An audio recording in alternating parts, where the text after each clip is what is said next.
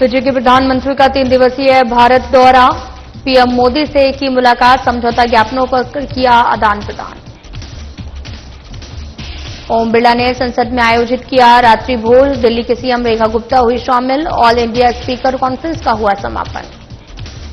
धूमधाम से मनाई गई वराह जयंती, सीएम रेखा गुप्ता ने श्रद्धालुओं को दी बधाई, कहा प्रभु आपके जीवन में समृद्धि का करे संचार।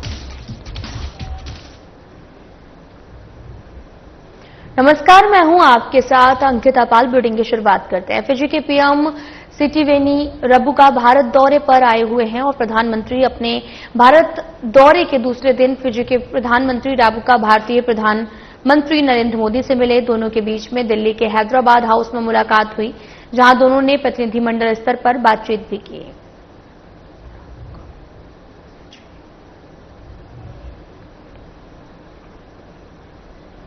तो वहीं फिजी के प्रधानमंत्री सिटिवेनी रबुका 3 दिवसीय दौरे पर भारत आए, जहां उन्होंने प्रधानमंत्री नरेंद्र मोदी से हैदराबाद हाउस में मुलाकात की और इस दौरान दोनों देश ने स्वास्थ्य मानकीकरण, क्षमता निर्माण और बड़े प्रभाव वाली परियोजनाओं पर समझौता ज्ञापनों का आदान प्रदान किया।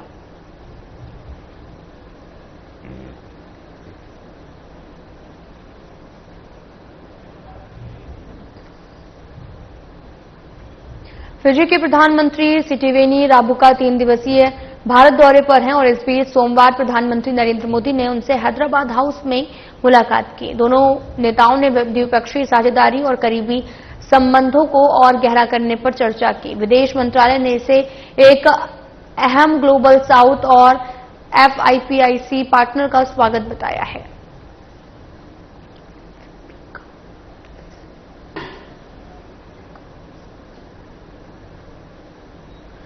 दिल्ली की मुख्यमंत्री रेखा संसद भवन परिसर में लोकसभा अध्यक्ष ओम बिरला द्वारा आयोजित रात्रि भोज में शामिल हुए और ये आयोजन दिल्ली में चल रहे 2 दिवसीय ऑल इंडिया स्पीकर्स कॉन्फ्रेंस के समापन अवसर पर हुआ। दरअसल समापन सत्र की अध्यक्षता स्वयं लोकसभा अध्यक्ष ओम बिरला ने की। मुख्यमंत्री रेखा गुप्ता ने कहा कि अध्यक्ष का नेतृत्व और मार्गदर्शन लोकतांत्रिक मूल्यों को और अधिक सुदृढ़ बनाता है। वहीं इस अवसर पर दिल्ली के सांसद रामवीर सिंह बिधुड़ी और योगेंद्र चंदोलिया, हर्ष मल्होत्रा, कमलजीत सहरावत, बासुरी स्वराज सहित कैबिनेट मंत्री प्रवेश वर्मा और कपिल मिश्रा मौजूद रहे।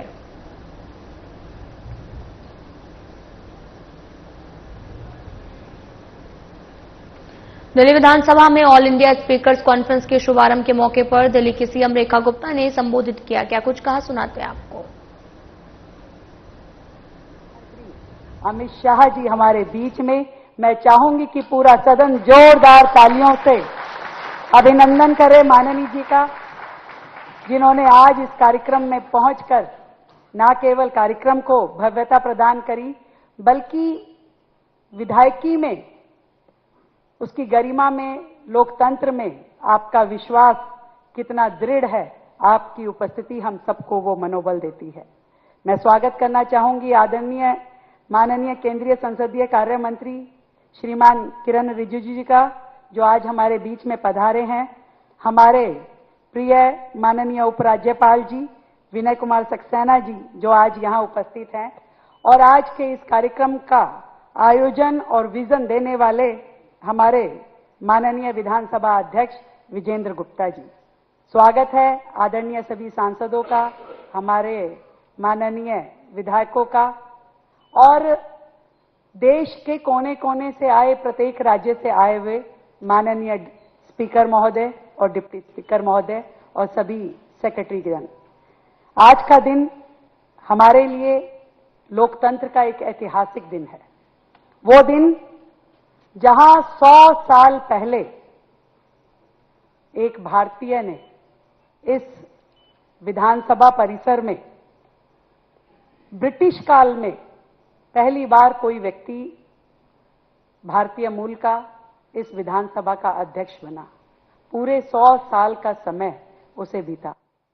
मैं समझती हूं कि वो पहली लॉ थी जो हर भारतीय के दिल में जली होगी कि हां, इस ब्रिटिश काल में भी भारतीय अपनी आवाज उठा सकता है और सदन के इस पटल तक पहुंच सकता है।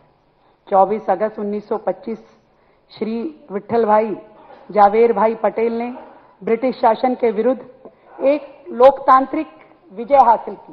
पहली बार कोई भारतीय अंग्रेज अधिकारियों और अंग्रेज लोगों के विरुद्ध चुनाव लड़कर के यहां तक पहुंचा। और ये कोई आम घटना नहीं थी, निश्चित तौर पे गुलामी के एक लंबे इतिहास को बदलने वाला क्रांतिकारी क्षण था। मैं उस समय को यदि याद करती हूं तो शायद विट्ठल भाई जी ने जरूर ये सोचा होगा कि अंग्रेजों की इस असेंबली में ब्रिटिश सरकार के एक अंग्रेज नुमाइंदे को हरा करके भारतीय ने जो गौरव का प्रतीक बने, उन्होंने अपने मन में सोचा होगा जरूर कि जब एक दिन भारत आजाद होगा तो अनेक भारतीय उस आजाद भारत में अपने स्वराज के साथ, अपने झंडे तले, अपने संविधान की छाया में, अपने प्रदेश और देश का प्रतिनिधि बनकर के ऐसी ही विधानसभा में बैठेंगे और अपनी देश की जनता की बेहतरी के लिए नीति निर्माण करेंगे। आज श्री विट्ठल भाई पटेल जी ने जिस तरीके से केंद्रीय विधानसभा के अध्यक्ष रूप में कार्य करते हुए संसदीय गरिमा और शासन का उच्चतम स्तर प्राप्त किया, हमारे लिए सबके लिए वो एक प्रेरणा का प्रतीक। उनकी कानूनी समझ और विधायी कार्यों का ज्ञान के साथ साथ उनकी निष्पक्षता भी विरोधी पक्षों को भी इतना उनके प्रति भावपूर्ण कर देती थी, कोई उनके निर्णयों में आलोचना कर ही नहीं सकता था।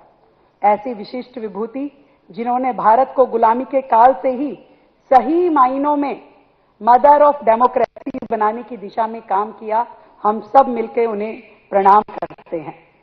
उनके जीवन की गौरव गाथा की प्रदर्शनी यहां पे लगाना, डॉक्यूमेंट्री दिखाना, उनके जीवन को समर्पित डाक टिकट को जारी करना और उनके महत्वपूर्ण योगदान को जन जन तक पहुंचाना का ये प्रयास, ये कार्यक्रम अपने आप में बहुत ही मायने रखता है। मैं विशेष रूप से धन्यवाद करती हूं, अभिनंदन करती हूं आदरणीय गृह मंत्री जी का, जिन्होंने इस कार्यक्रम में शामिल होकर के अपनी गरिमामयी उपस्थिति से हमको कृतार्थ किया। आज जब हम देखते हैं कि आदरणीय गृह मंत्री जी सदन में लोकतंत्र की आवाज बनकर के प्रस्तुत होते हैं, आज उनकी हर बातचीत तथ्यपूर्ण होती है, तर्क संगत होती है और संविधान संगत होती है। उन्होंने इस लोकसभा सदन को अपने मायने दिए। धारा 370 हटाने का निर्णय हो या नए कानून लाने का निर्णय हो, और या फिर अभी राजनीति को शुचिता देने के लिए आपने इस मानसून सत्र में जो कानून लेकर के आए, ये पूरे सदन को उन कानूनों को बनाने की ताकत देता है सदन, कि जब आप जनता के हित में, देश के हित में निर्णय लेते हुए आगे बढ़ते हैं। आपने जिस तरीके से लगातार लोकतंत्र की रक्षा करते हुए काम किया है, वो हम सभी प्रतिनिधियों के लिए एक बहुत बड़ा दिशा निर्देश है। आपका वैदिक ज्ञान, विधायी कार्यों में आपकी गहन समझ और देश के लिए समय समय पे आपने जिस तरीके से प्रभावी वक्तव्य दिए, वो न केवल देश की सरकार और देश की संसद का देश की जनता में बेहतर विश्वास पैदा करता है। मैं आए हुए सभी अतिथियों को बहुत बहुत साधुवाद देती हूं कि आप समय निकाल करके इस कॉन्फ्रेंस में आए। ये एक ऐतिहासिक क्षण है और इस क्षण के साक्षी हम सब लोग बन पाए, ये हमारे लिए भी सौभाग्य की बात है। दिल्ली विधानसभा में पहली बार ऐसा उत्सव और नए नए कार्य जो पिछले 6 महीने में हमने इस विधानसभा को, चाहे सौर ऊर्जा पे लेके आने का कार्य हो, चाहे इसका ई विधान हो और चाहे हमारे पूरे सचिवालय में ई फाइलिंग हो, पारदर्शिता के नए आयाम इस समय सरकार लाने में लगी है। मार्गदर्शन है आदरणीय प्रधानमंत्री नरेंद्र मोदी जी का और आदरणीय गृह मंत्री अमित शाह जी का। एक बार फिर से हृदय की गहराई से आप सभी मान्यवरों को मैं बहुत अभिनंदन करती हूं, धन्यवाद देती हूं आपका यहां पधारने का। 2 दिन हम साथ में रहते हुए दिल्ली में यहां पे बहुत सारे विषयों की चर्चा करेंगे, कैसे अपने अपने राज्यों में हम अपनी विधानसभा के माध्यम से जनता के प्रति अपनी प्रतिबद्धता साबित करेंगे।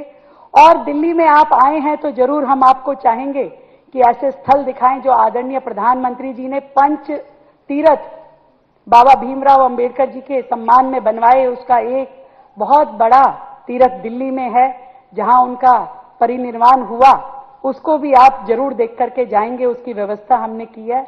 आप सबको हृदय की गहराई से बहुत बहुत प्रणाम। दिल्ली की सीएम रेखा गुप्ता ने केंद्रीय रक्षा राज्य मंत्री संजय सेठ को उनके जन्मदिन पर बधाई दी, शुभकामनाएं दी। सीएम रेखा गुप्ता ने एक्स पर बधाई देते हुए लिखा कि आप स्वस्थ दीर्घायु रहें और राष्ट्र सेवा जन कल्याण के लिए मार्ग पर निरंतर आगे बढ़ते रहें।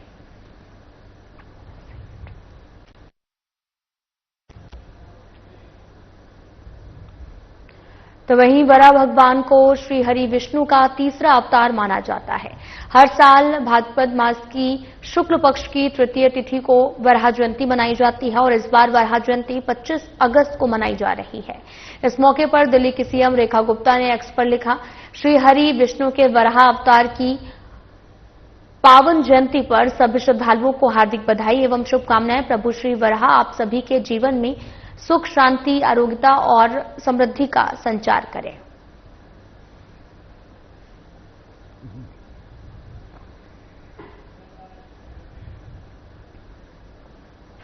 दिल्ली के 30 हजारी कोर्ट में वकीलों का प्रदर्शन देखने को मिला, जहां वकीलों में सरकार के खिलाफ आक्रोश का माहौल देखने को मिला। इन वकीलों का कहना है कि दिल्ली सरकार के द्वारा उपराज्यपाल की सहमति से एक आदेश जारी किया गया, जिसमें कहा गया कि पुलिस के अधिकारी कोर्ट में पेश न होकर थाने से ही गवाही कर सकते हैं। अब उन्हें फिजिकल कोर्ट में पेश होने की जरूरत नहीं पड़ेगी। जैसे ही आदेश आया तो वकीलों ने इसका विरोध किया और कहा कि जब गवाह को कोर्ट में पेश ही नहीं किया जाएगा तो न्याय कैसे होगा। दिल्ली के उपराज्यपाल के इस आदेश पर भी सवाल उठा दिया और अपनी मांगों को लेकर 30 हजारी कोर्ट के सभी वकील हड़ताल पर बैठ गए।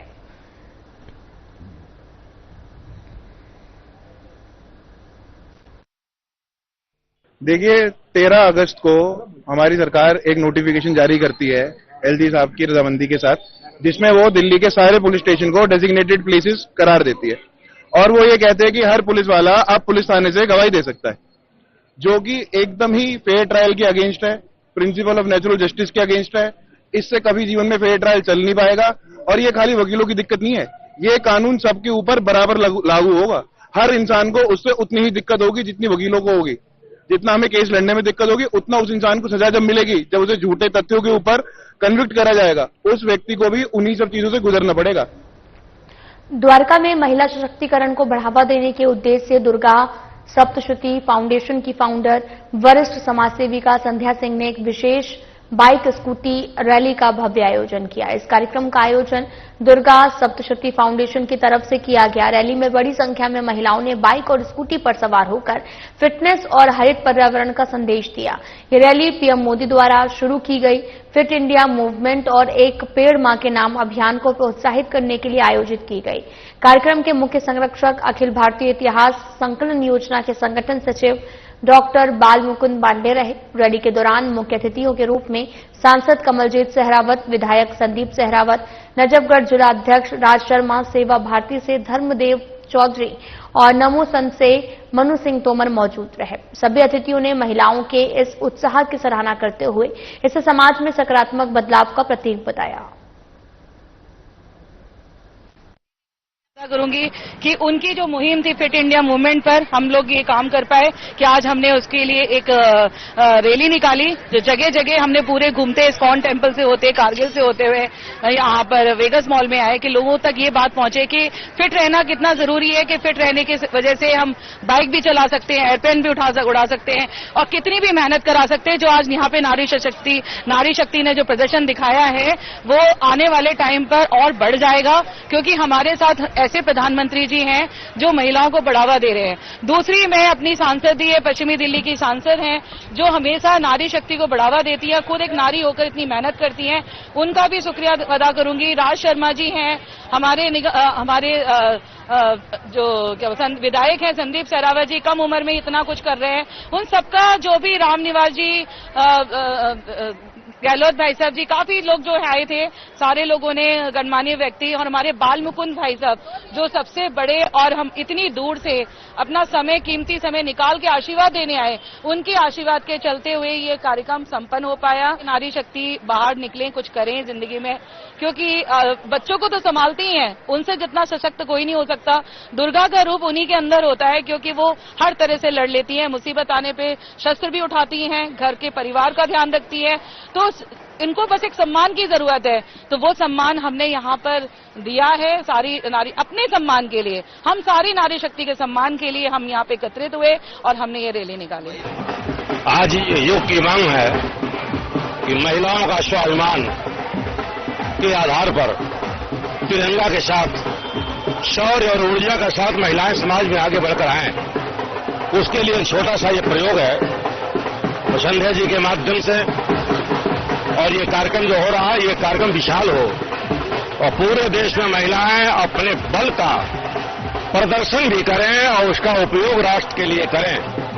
तिरंगे झंडे के सुरक्षा के लिए, राष्ट्र की रक्षा के लिए आज सीमा पर भी महिलाएं खड़ी हैं। तो घर से लेकर सीमा तक महिलाएं हर जगह सशक्त हों और उनके माध्यम से हम देश को दुनिया के सर्वश्रेष्ठ शक्ति के रूप में स्थापित करने में सक्षम हों। केवल एक पुरुष वर्ग के बल पर यह नहीं होगा। जब जब भी इतिहास में महिलाएं खड़ी हुई है पुरुष के साथ कंधा से कंधा मिलाकर, तो हमारा देश उन्नति को प्राप्त किया है। आज यह कार्यक्रम उसी का संदेश देने वाला है। द्वारका के यशोभूमि कन्वेंशन सेंटर में एशिया का सबसे बड़ा आर्किटेक्चर और डिजाइन इवेंट द वेड एशिया का 10वां संस्करण है, बड़े धूमधाम से आयोजित किया गया। और इस समारोह में अभिनेता और निर्देशक रणदीप हुड्डा और मिनिस्टर, काउंसलर एवं deputy head of mission Italy दूतावास मिस अरोरा रस्सी और साथ ही विशेष अतिथि के रूप में मौजूद रहे। रणदीप हुड्डा ने शिरकत की, साथ ही देश विदेश की नामी महिला आर्किटेक्ट और डिजाइनर्स को अवार्ड देकर सम्मानित किया। कार्यक्रम का मुख्य आकर्षण वेड अवार्ड 2025 से इन अवार्ड में देश विदेश की प्रमुख महिला आर्किटेक्चर और साथ ही डिजाइनर को कई श्रेणियों में सम्मानित किया गया। इसमें रेजिडेंशियल और कॉमर्शियल आर्किटेक्चर, इंटीरियर डिजाइन और रिटेल डिजाइन, लाइटिंग का रचनात्मक उपयोग और रंगों के अभिनव प्रयोग जैसी कैटेगरी शामिल रहे।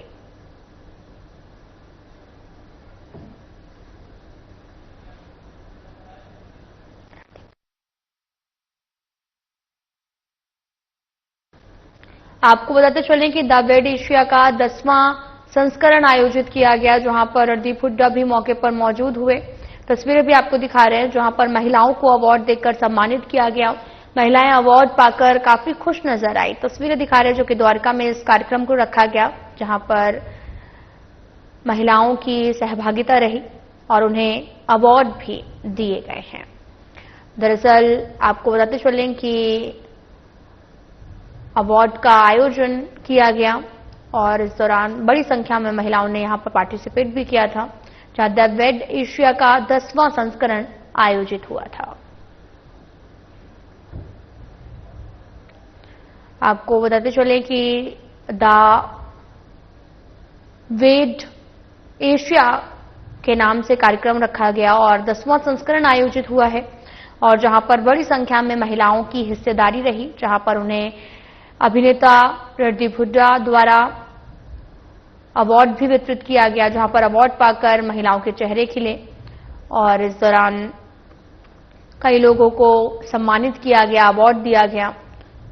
तस्वीरें आपको दिखा रहे हैं जहां पर महिलाओं को अवार्ड से सम्मानित किया गया है।